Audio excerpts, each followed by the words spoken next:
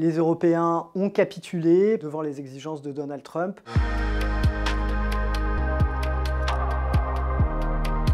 Essentiellement des droits de douane imposés par les États-Unis aux Européens de 15%, pratiquement pour tous les secteurs.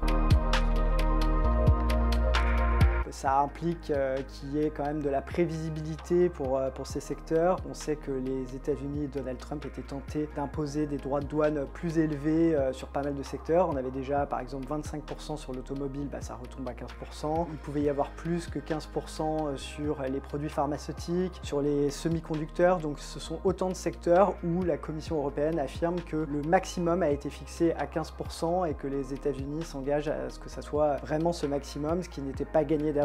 Donc dans ce sens-là, la Commission met en avant ce résultat, même si évidemment c'est beaucoup plus de droits de douane qu'avant, puisqu'avant l'Europe était aux environs de 2% en moyenne quand on pondère par la taille de tous les secteurs, et donc on passe à 15%, ça fait une augmentation d'à peu près 12,5%. Alors il y a deux secteurs qui sont quand même épargnés a priori, c'est l'aéronautique où il n'y aura aucun droit de douane des deux côtés de l'Atlantique, et puis la France espère avoir sécurisé 0 droit de douane sur ses spiritueux, donc notamment le cognac.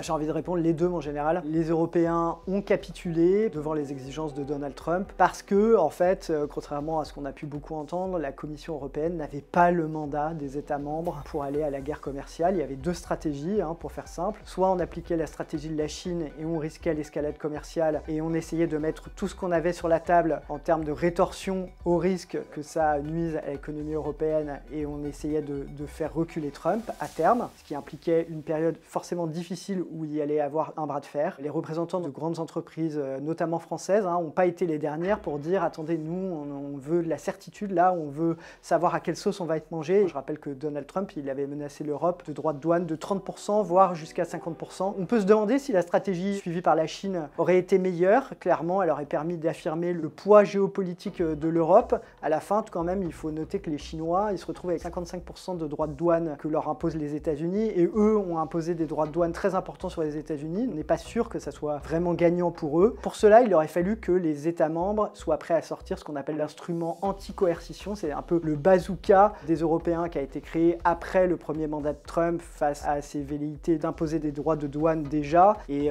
cet instrument permettait notamment de s'en prendre aux géants du numérique, de leur imposer éventuellement des taxes ou des obligations nouvelles. C'était un petit peu l'arme dont on n'a pas envie de se servir. Et finalement, on voit bien que la France, elle était plus vocable sans doute que l'Allemagne. Elle disait on peut éventuellement s'en servir, mais en cas d'échec de la négociation. Il n'a pas été vraiment, apparemment, sur la table d'utiliser cet instrument, alors qu'il y a quand même un accord qui a été trouvé. Donald Trump a quand même abandonné ses velléités de nous faire renoncer à notre règlement DSA, DMA sur tout le secteur du numérique en Europe. Et il a renoncé à nous demander des modifications sur les normes sanitaires, sur la nourriture que l'on importe, par exemple. Donc il y a tout un tas de secteurs où Trump a accepté de reculer par rapport à ses positions initiales, et donc tout le monde était un peu soulagé d'avoir cet accord. Et évidemment maintenant tout le monde lui saute dessus en disant que c'est une humiliation pour l'Europe, mais en fait personne n'était prêt à assumer la guerre commerciale.